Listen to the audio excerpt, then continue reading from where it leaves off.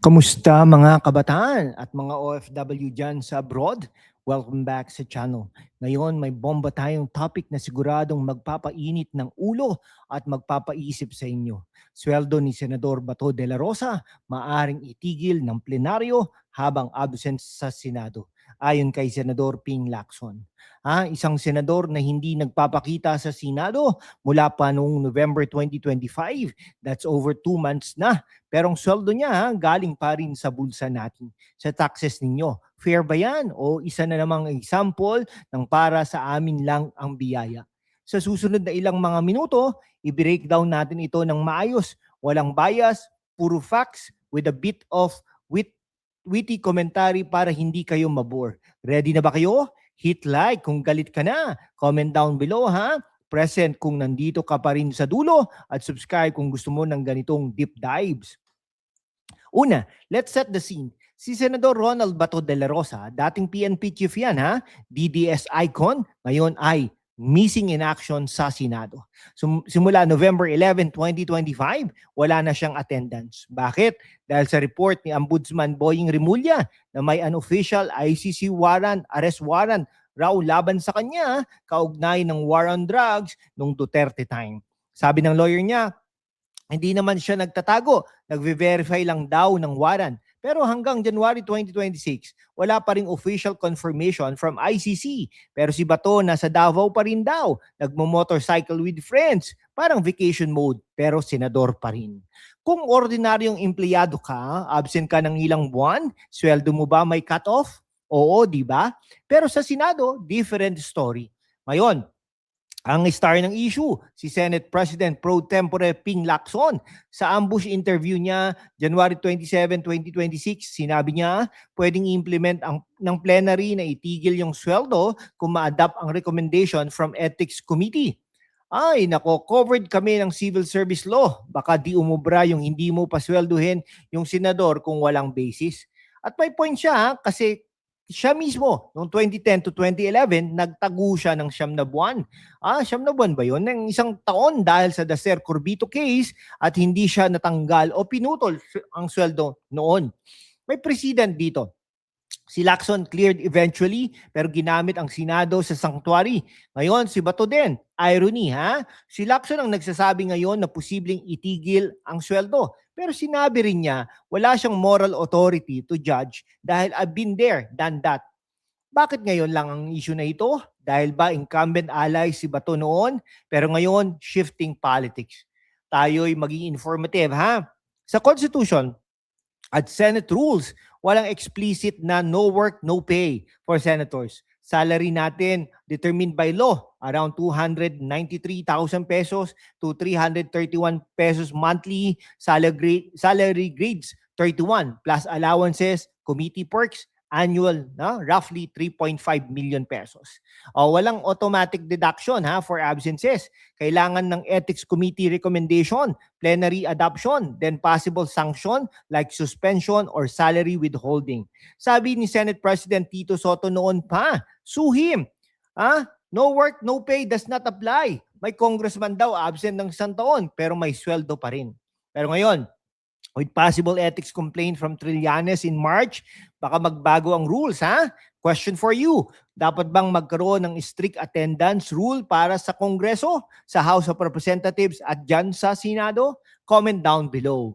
Okay, break muna tayo sa math ha. Monthly sweldo, 300,000 pesos, absent ng 2 months. That's over 600,000 pesos na galing sa taxes natin.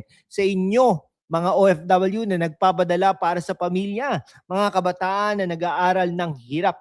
Si Bato, sponsor dapat ng Department of National Defense budget. Pero si Gatchalian ang nag-defend.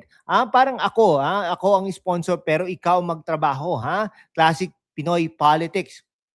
Injustice. Oo, lalo na sa teachers, workers na strict ang no work, no pay. Bakit exempt ang mga senador? Reaksyon ng publiko sa Reddit, Twitter, sa X, galit. Kawawa, minimum wage earners na DDS pa. Itigil na sahod dyan. Alliance of Concerned Teachers, obscene display of entitlement. OFW perspective, kayo na nagbabayad ng taxes remotely, tapos yung pera nyo pupunta sa absent na senador, nakakainit ng ulo. Ito'y simptomas ng broken system, mga kaibigan, impunity for the powerful.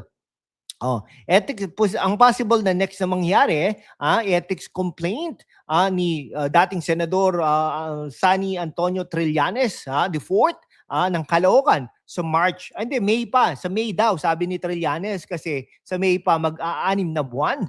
Pwede rin Commission on Audit intervention. Like noon kay Lacson, demand accounting or close office funds. Itong worst case for Senador Bato de la Rosa, ICC confirmation, then limited protection lang sa Senado. Syempre, hindi niya kakampi ang mga mga Senado. No? Best case, Surfaces explains, resumes duty. Kayo, ano sa tingin ninyo? Dapat ba siyang mag-resign o bigyan ng chance? Mga kababayan, ang issue na ito ay hindi lang tungkol kay Senador Bato de la Rosa. It's all about accountability, fairness, at kung paano ginagamit ang pera ng bayan. Siyempre, tax po yan. Pero minsan, kailangan din po natin intindihin ang kalagayan ni Senador Bato de la Rosa dahil nga ang pinaglalaban niya ay ang sovereignty. Gusto niya pong malitis, no? Katulad ng nangyayari po kay Pangulong Rodrigo Roa Duterte. Gusto niya pong malitis pero ayaw niya po dun sa The Hague, Netherlands. Gusto niya po rito sa ating bansa, no? Gusto niya pong mademanda siya, makulong siya, malitis siya, mahatulan siya dito sa Pilipinas. Siyempre, pagdating doon, ang layo po doon. Grabe, euro, dolyar, euro ang usapan doon. Siyempre, tingnan nyo naman nangyayari kay Pangulong Rodrigo Roa Duterte, di ba? Si Vice President Sara Zimmerman Duterte ay talagang maparito para dalawin ang kanyang ama. Ganon din po mangyayari kay Bato de la Rosa kung maaresto po siya at dalhin po siya sa The Hague, Netherlands. Okay? Yun po, no? Ngayon, mga kaibigan, yun po. Ako, hindi naman ako pero intindihin din po natin si Senador Bato de la Rosa, bakit niya po ito ginagawa. Dahil po, anything pag kunwari, umatensyon dyan sa Senado, biglang sabihin, arrest warrant, may arrest warrant. Baka kasi, excuse me, baka nililin lang po siya ng gobyerno, no? O may arrest warrant, tapos sinasabi, walang arrest warrant. Baka biglang pagdating po doon, hulihin na siya. Parang ginawa kay Pangulong Rodrigo Roa Duterte.